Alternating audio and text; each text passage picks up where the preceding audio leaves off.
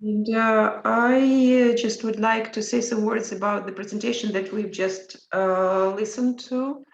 So Denis Khattab and Khalid's presentation. Well, what I like in your presentation is just that. So, for example, Denis was speaking, not just reading from. He's just joining us. Yes. Denis was speaking more than reading from the slides, and so giving examples, and this is very good. So there is a lot of information about the differences in different cultures. So, and well, there is information about, you've also mentioned the concept about high context and low context culture. And so this is just very good when we speak about differences in culture. And I also have some recommendations, just as I can agree with the previous, the other students who say that there are no pictures and it's very just hard to follow your ideas, and you just read from the slides, and I don't, it's hard to follow you from one line to another, and your reading was not just very clear, because when a person reads from the text, so the voice is monotonous, there are no emotions, there is no emotional contact with the audience. So, well, and while reading, I see that you mispronounce some words. It looks like you see the text for the first time, and you don't know how to pronounce the words. You should do your home task, like you should look in the dictionary somewhere for pronunciation of the words, how to say, how to read the word. Well, and of course the design, I mean, adding pictures and illustrations will make it, will make the presentation more attractive and easier to understand. So especially when we speak about gestures and body language, of course, we should illustrate it with when you describe some gestures, it's better to show the gesture, to find it. I think there's no problem to find it on the internet nowadays. Well, yes, and well, that is, yeah, that is all I just wanted to say about this presentation. Do you have anything to add? Yes, Denis? Yes, about the pictures, I prepare a presentation about look like about pictures of gesticulation from another culture, but the presentation is too big, more than 60 slides, so we decided to shorten and summarize in a little presentation. Okay. But So, if you want, I can show the presentation with the pictures too. well, you've had a chance to Okay. present, so you've used your chance. Well, Okay. and so anyway, thank you. Well, and so the next group is the group of girls, Mazir, Lina, Yasmin, Buseina, right? So, and your project is patient-centered approach. Approach. Uh-huh. Yes. So now we are sharing, it's just I give you the right to share the screen. Well, you can share the screen now.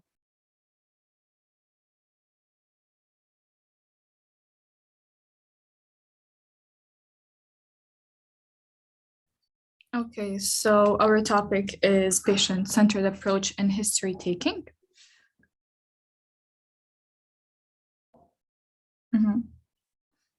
So the first thing is history taking. So the medical history of a patient is information that will be gained by the physician, and it's like asking by specific questions, either of the patient or of other people who knows the person, and they can give like suitable information.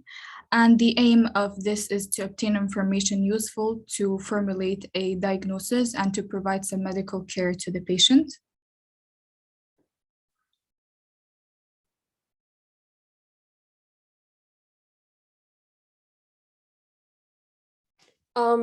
What is patient-centered approach in history taking? So when we're talking about what patient-centered approach is, it's sort of a method that doctors use to communicate with their patients that utilizes questions, asking questions. It utilizes evoking emotions out of the patient, such as empathy. It also involves the asking the patient to be involved in their response to treatments and how they how the treatment is conducted in general, or it is used to also improve the patient-doctor relationships and the way doctors or patients are able to trust their doctors. The patient-centered approach includes things such as taking the time to educate the patients and also to encourage the patients to ask more questions. It encourages the patients to want to take care or to be more careful when it comes to their treatment plans, and to be able to discuss and talk about it freely in a safe environment that without them feeling judged. That way they are able to share their full complaints without feeling that like they might be misunderstood.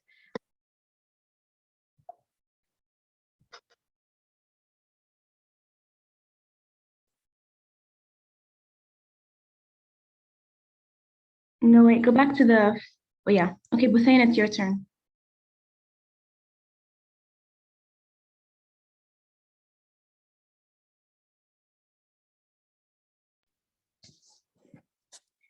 Yes. What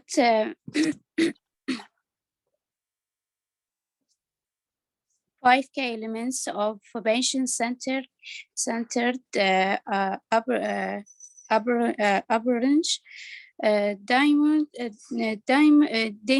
dimensions of patient-centered care include: 1. Respect for the patient's values, prefers, and express needs. 2. Information and education. 3. Access to care. 4. Emotional support. 2. Revolve free and annexate. 5. Involvement of family and friends.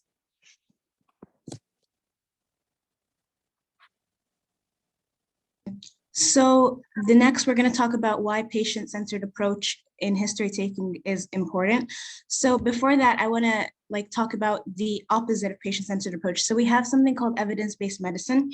So the idea of this is it takes the approach of a population, and its objective is to generalize and improve healthcare outcomes on the average patient. So taking the average sickness that everybody contracts during the year, whether it's cold or flu, and approaching that from an evidence stance.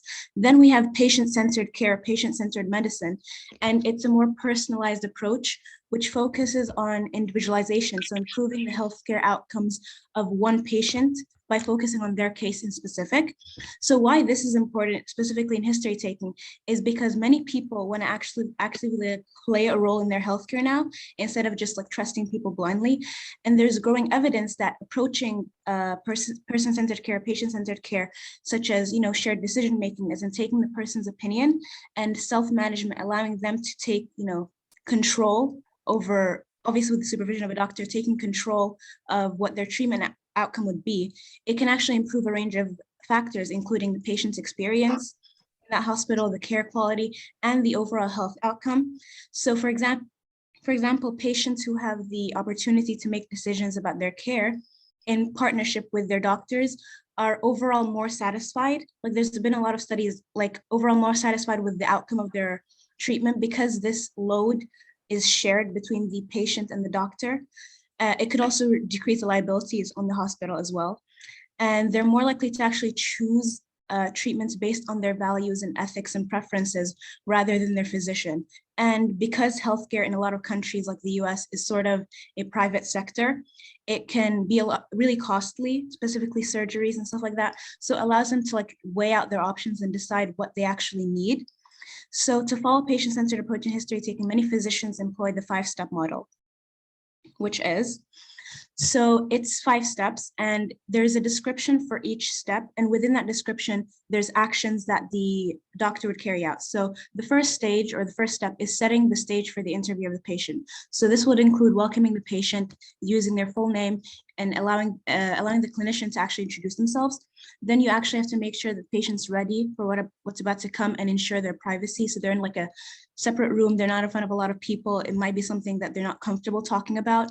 So then you remove any communication barriers because sometimes the patient can't speak a specific language. So you can remove this barrier by having a translator or just, speaking their language if you know it, and establishing patient comfort. The second step is to elicit the chief complaint and set an agenda for the visit. So this is indicating the available time for the visit, obtaining a list of issues that the patient themselves wants to discuss, so that you're prepared beforehand, and summarizing at the end the agenda and prioritizing the items for the current encounter. And if the patient's going to come back again, organizing the agenda for what we're going to discuss in the future. The third step is to open the history of the present illness. So right now, what they're presenting for. So you ask open-ended questions to elicit their problems or to understand what their problems are, and using active listening, which includes silence and nonverbal encouragement, as in like nodding and smiling, just to show that you're actually listening. Then the fourth step is continuing the patient-centered history of the presenting illness. So now you're focusing and you're zeroing in on the questions, but you're asking more open-ended questions to obtain physical symptoms in specific. And then you explore their description of the symptoms, their emotional, social context of these symptoms and how they feel emotionally about them, not just physically. Then the last stage is transitioning to the clinician-centered process, because even though it is patient-centered, the clinician technically knows best. So you summarize the conversation and confirm the accuracy of the information you've taken down, and then inform the patient of the style of questioning now being transitioned to being asked specific medical questions to gauge kind of the symptoms that they're presenting.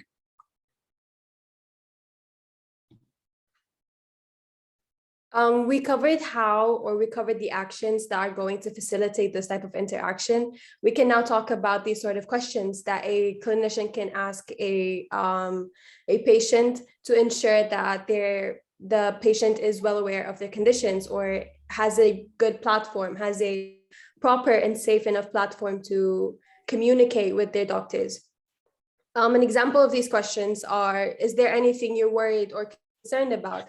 These types of questions or open-ended questions like these allow for the patients to be able to comfortably communicate with their doctors, to be able to trust their doctors, sort of build a bond with their doctors where they're able to express what exactly it is they're concerned about without having to feel like they have to maybe hide something, maybe try to not feel judged, not feel misunderstood. Another example of these questions is, what should I know about you that's not in your medical chart? What are your symptoms? Describe your problems. How long has this been going on for? Do you have a family history of this? All of these sort of questions are all, as you noticed, open-ended, and they're all able to ensure that the patient is well heard, they're well understood, and that they're actively taking part of their treatment plans and discussing their treatments and diagnosis. These are all the references we use to get the information, and thank you for listening. Thank you, ladies. So it's very good that you give the reference, and it means that you've used a lot of resources and you've read a lot of information just to choose the facts that you've presented now. Well, we go back to this criteria, so who would like to say something to evaluate the presentation? Iham, will you? So, Doctor, for the reading part, they all read in a good way. They give the information for us, and so they make when they talking or reading the BBT, they let us focus on what they say. We don't even feel bored when they're reading. Also, the design of their BBT was so simple. I like this kind of of designs. Just simple in simple way. Don't I did a lot of think or something like that. So in general, this PowerPoint was good one. Okay. Thank you. Yes, I agree about the design. So nothing just distracts the attention. But so we are speaking about the presentation which involves the eyesight, and so I mean that we should think of some pictures that can illustrate the ideas that are given in the presentation. So I would recommend to add some more pictures, and it's good that you started with the definition for the term, and I agree that it's better to listen when the presenter is speaking, not just read. But in some cases, it's better to split the information into more slides and use bullet points more. Just it's better to the audience to understand it. And yes, I like how the way you were just describing so the ideas and explaining everything. It was clear. So thank you so much. Well done, ladies. And so group number 3, right? Yes, Doctor. Me, So- Abdullah, and Kadum. Yes, Doctor, can you give me the ability to share my screen? Just a minute. And Kadum.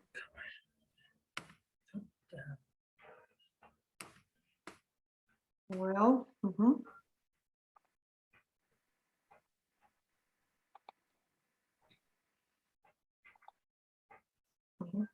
Now, please, you can share the screen.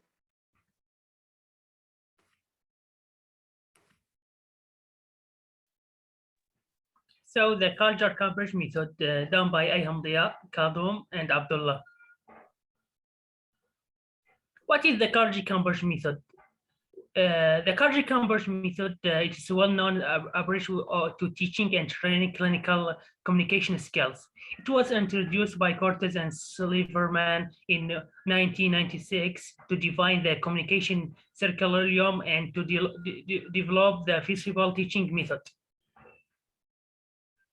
There is a section for the culture coverage method, starting with an analytic of the season, gathering information, political relationship, explanation, and planning, and the last closing the session. For the explanation and planning broken down, there is 4 subsection. The first one is providing the correct amount of the type of information, also editing, accord, recall, and understanding, achieving a shared understanding and quoting the patient perspective. The last one is the planning the shared discussion making. So we have providing the correct amount and type of information. You have many types of information. You have first one, the aims, and to give comprehensive and appropriate information for individual patient to neither restrict or avoid load, and checks, and you have assess patient starting point, and asking patient what other information would be helpful, and give explanation at appropriate times. The second one is adding a current recall and understanding. We have aims and to make information easier to for the patient to remember and understand. Organize explanation. Uses explicit satirization or sign-up-ing. For example, there are three important things I would like to discuss, and use respiration and summarizing and collecting, and use visual methods if appropriate, and check patient understanding of information given or plans made.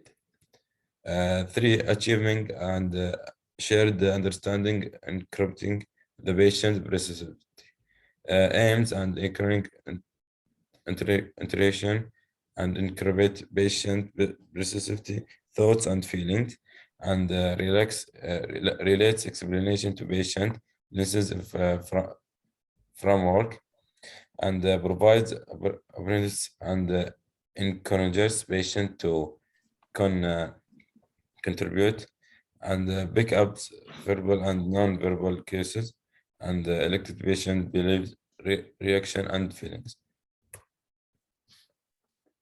So the fourth one is planning, sharing, and discussion making. So also we have aims and involve the patients in discussions making if they wish, or increase the patient's understanding and commitment and commitments, and also share own thoughts, ideas, and alignments.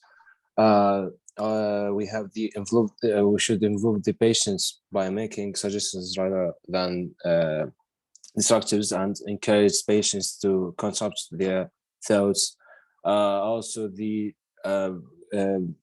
for the patients will make some of the negatives and the offers, and also check with the patients.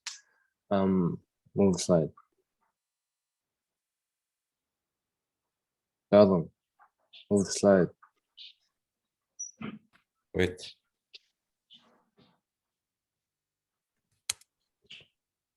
So, about the closing the seasons, we should make some summarizings and contractings, also safety, the natings, and the final checking. And yeah, that's it. Thank you for your attention. Thank you. Well, and yes, Khattab Khalid would like to evaluate the presentation, right? Yes, please. Okay. I really like the design of the presentation.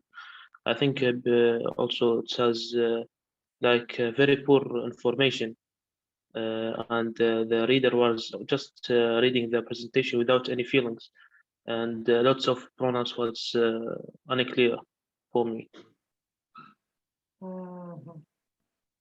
Well, yes, I can agree that there are some just hard to understand words, terms that the speakers even mispronounced. That is why it was hard to understand sometimes when what they were speaking about. Tell me, please, have you found the ready-made presentation, or did you use several sources of information? Miss, we use several sources. Then we gather the information in PPT and design it. Because I've already seen similar presentation with the same ideas. I mean, the same way of organizing the material. It means that you've taken the text from one of the sites and you haven't changed anything.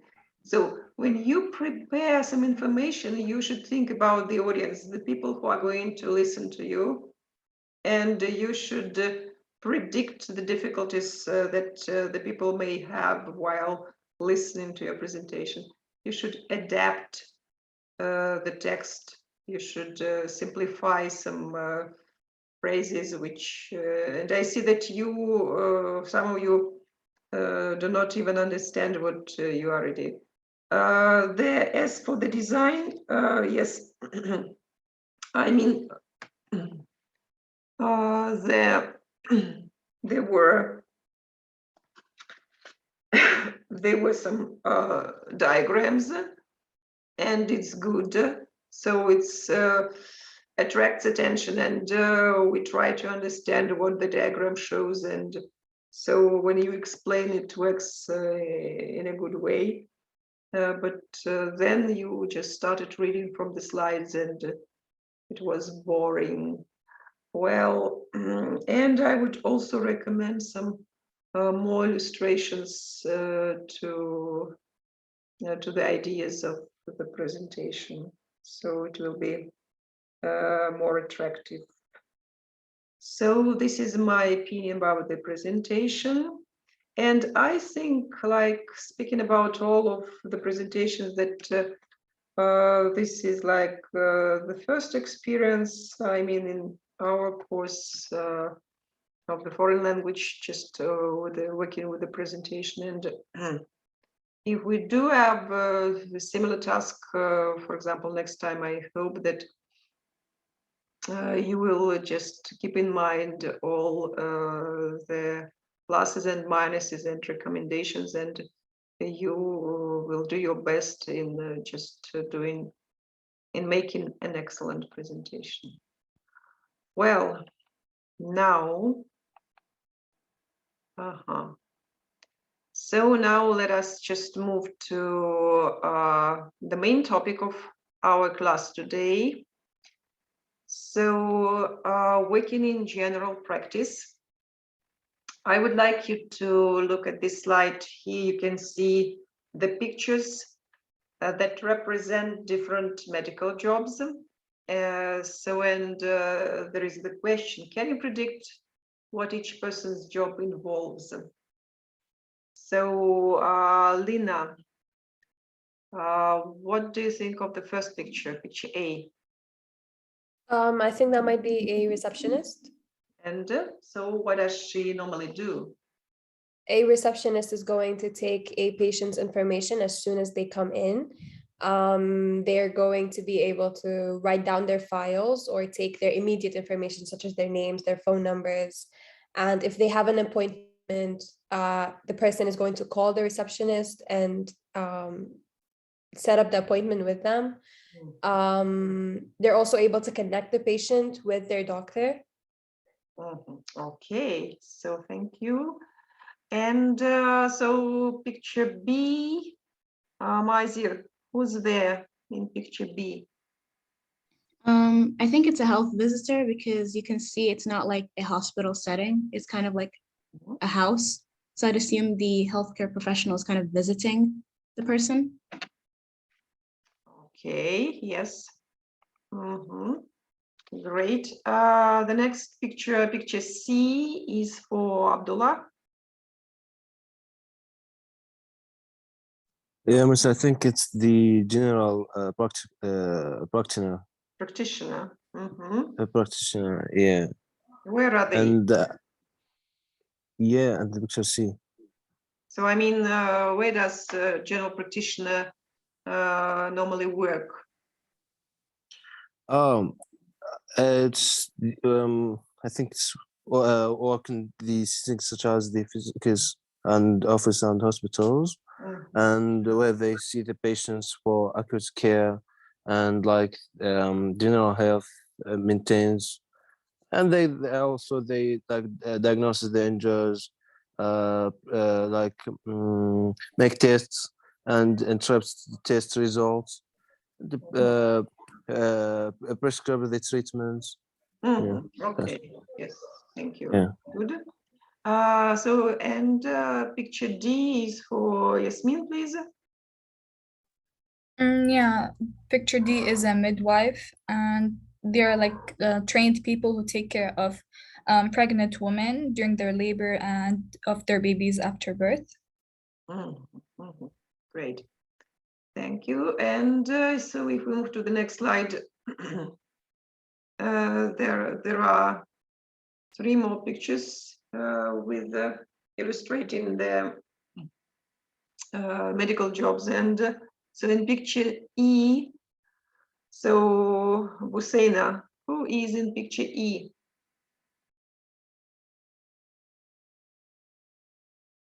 Busaina? Hello, are you here? Okay, so Ahmed, Ayham. So what This this one is the district nurse.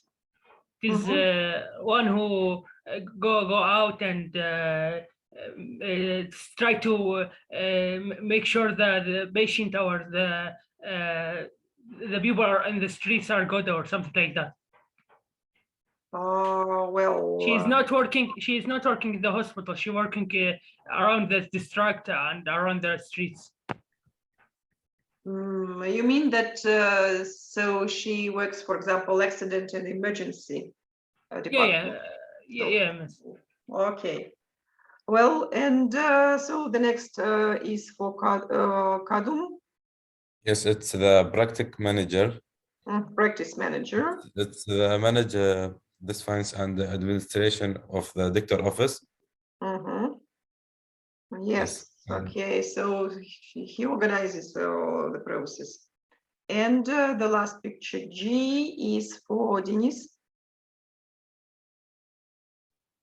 Of course, as a practice neuros, because of the picture we can see physical examination of the child. It happened in the hospital. I see because it look like hospital room. They will not have a coded stethoscope with the children close. Okay. Without upper cloth, etc., etc. So it definitely practice nurse. Yes, so she practice nurses, they help general practitioners in this surgery. Okay, well, good. And the question, what do you think is the most stressful aspect of medical work? So sometimes it is stressful. Why? Khalid? Khalid, hello? Yes, miss, I'm here. Yes, why do you think that the medical work is stressful? What can make it stressful?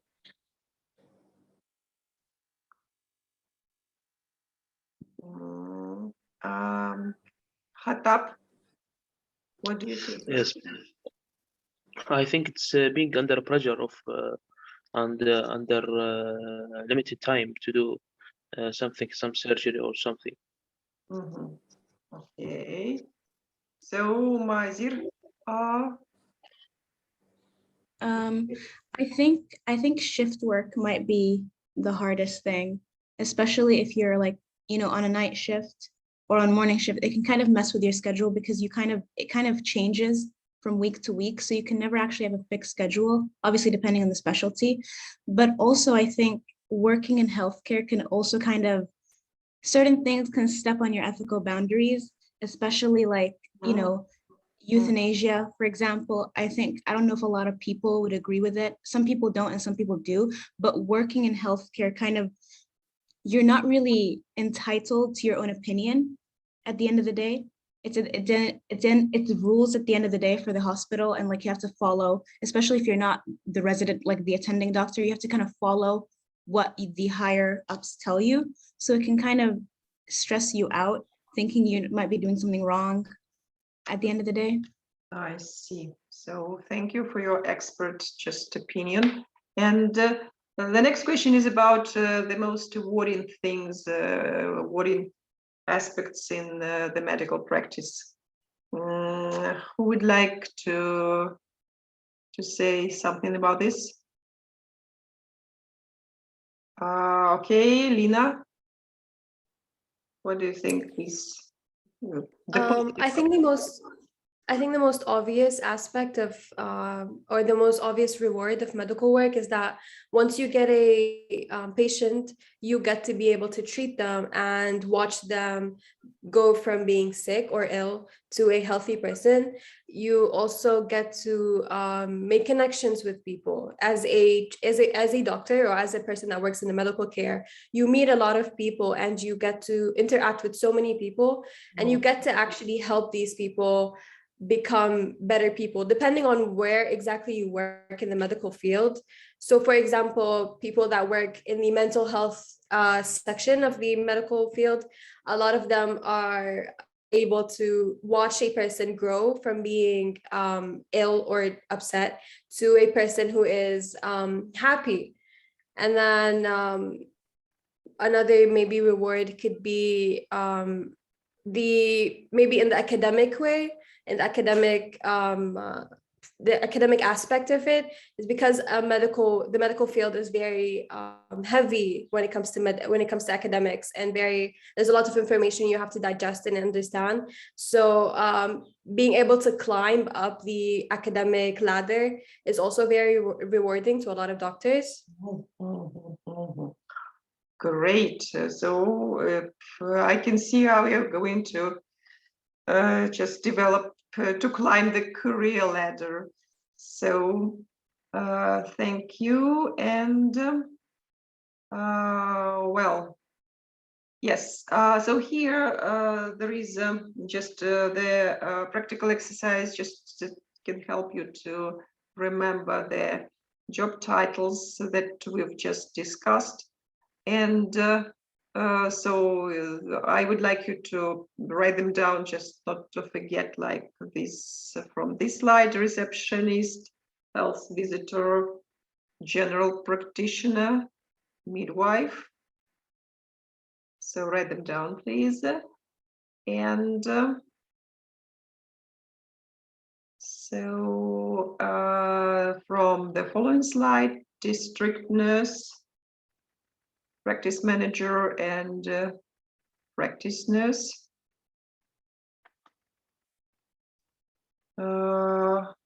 Well, and so if, for example, we look at the first sentence, which job title is missing in the first sentence? Abdullah, what do you think? I think it's actually the practice manager. Practice manager, yes. So because he or she supervises, so the work of the whole hospital. Yeah. Yes. So we have less than 1 minute in. Just after the break, we'll continue with discussing